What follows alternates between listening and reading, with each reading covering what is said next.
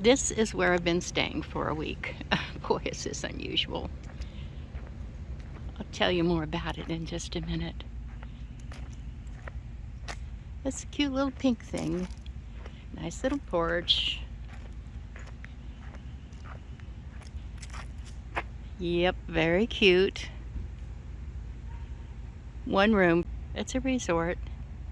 Lots of RVs over there. Lots of what they call cabins right in here.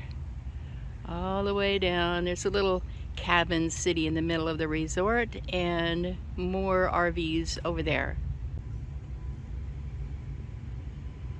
Yep, that's cute, all right.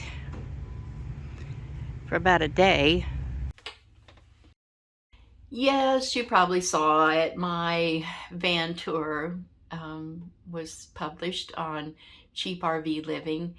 And as I thought, of course, he always does a wonderful job and he is a wonderful person and all that, but I knew I was going to be critical of myself.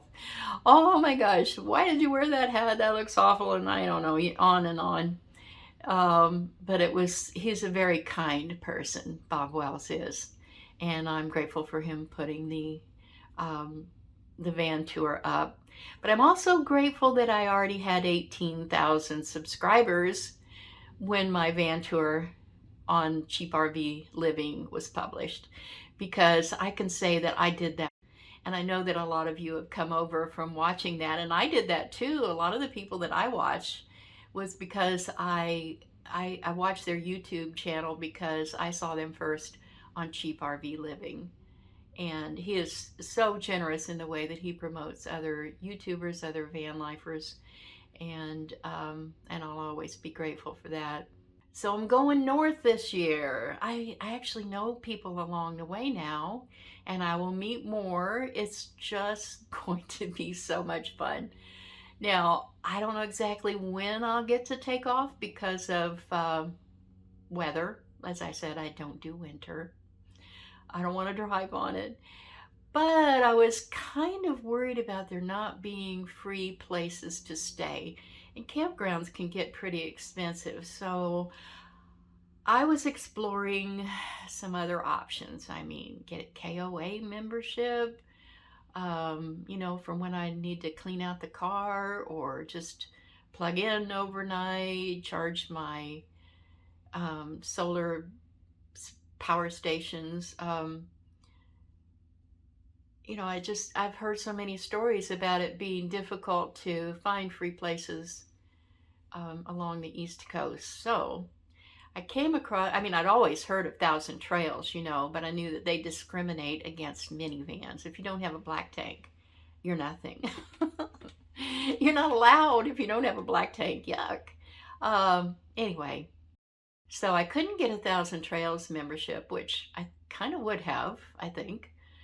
Found out they had a camping pass, which is not for RVs. It's actually a tent camping pass. You can stay for 2 weeks, gone for a week, and then you can come back for 2 weeks, even to the same campsite.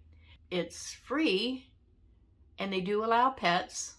I may have to buy a little tent and toss it out there and pretend I'm sleeping in that. My goodness, they can't really expect a 72-year-old woman to sleep on the ground. Who's going to bring the crane in to get me up off the ground? No, I can get up, but how awful tent camping for people who are younger and pop up off the ground like it's nothing, that's fine, but I just don't see myself doing that. Or bringing a cot. Where am I going to put a cot in my minivan to get no, that's not going to work. I'd much rather be in my very comfortable minivan.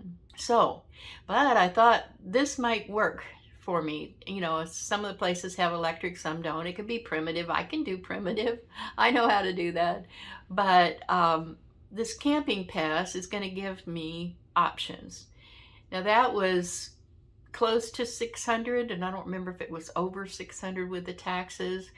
But that allows me to camp for free for the entire year. It gives me some options, some peace of mind. And then And I'm still looking for the free places because those are always more fun. But that's an option that I have. And then I really went out on a limb and splurged. And now I'm kind of disappointed. You can see that I'm in a cabin right now. You can see the blinds behind me, and I'll show you some pictures of the outside too. I got this cabin pass, which means that you can stay in a cabin for a week, and then you have to take 2 weeks off, and you can stay in a cabin for another week. So pretty much, if you can get a reservation, and that's another thing, if you can get a reservation, you can be in a cabin for 2 weeks out of the month. I thought, well, won't that be a nice break? Well, I'm leaving tomorrow. I've been here almost a week. And the first day was great. Take everything in and put your feet up.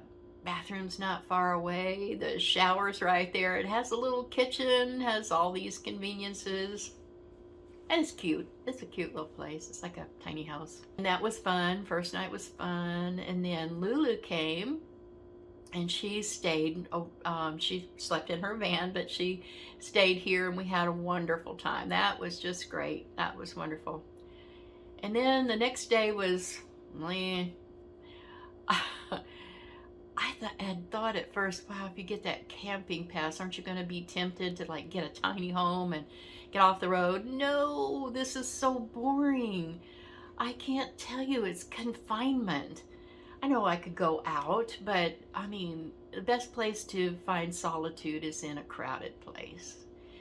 The people are not unfriendly, but they don't go out of their way to be friendly, that's for sure. And you don't see anybody outside. I don't know, maybe they're off on excursions, but I see a lot of cars around here, and the people apparently are just inside enjoying the air conditioning and watching a TV. That's something I don't miss. I've been watching YouTube since I've been here. I did not miss TV. So my assessment of this cabin is cute place, very convenient. A week is too long.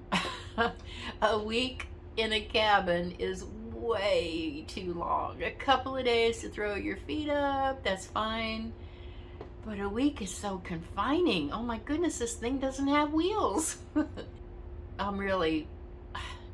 I am not going to sentence myself to another week of cabin. Now, I might, spend a few days here and there. That's different. Or if I can't find anything else and I'm able to get a reservation, then I will do it again. It's nice to know I have these options anyway. If I wanted to, and if I was lucky enough to get reservations, I could spend a week in a cabin, 2 weeks in one of those campgrounds, and then a week in a cabin. So it would work out really well on their rules to be able to find a place that won't cost me anything except for my upfront cost.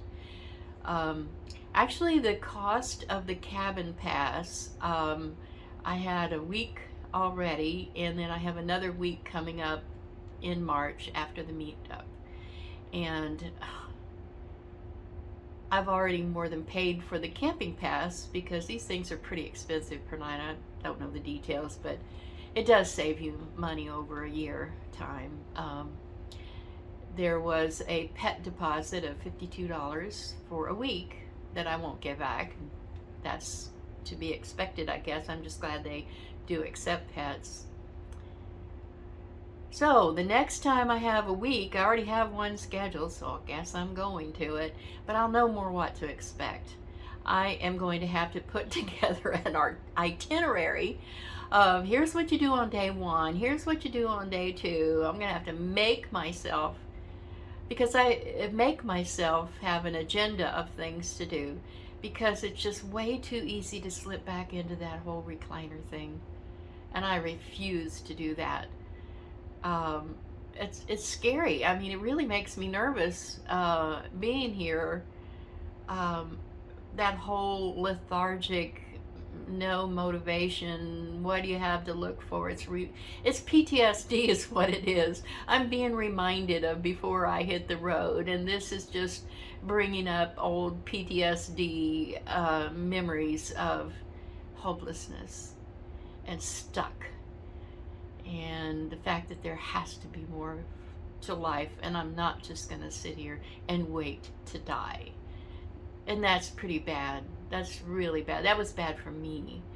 And so next time in a cabin, I'm going to rise above that, and I'm going to prove to myself that I can be productive, not just sitting around in a cabin. That's just not going to happen again.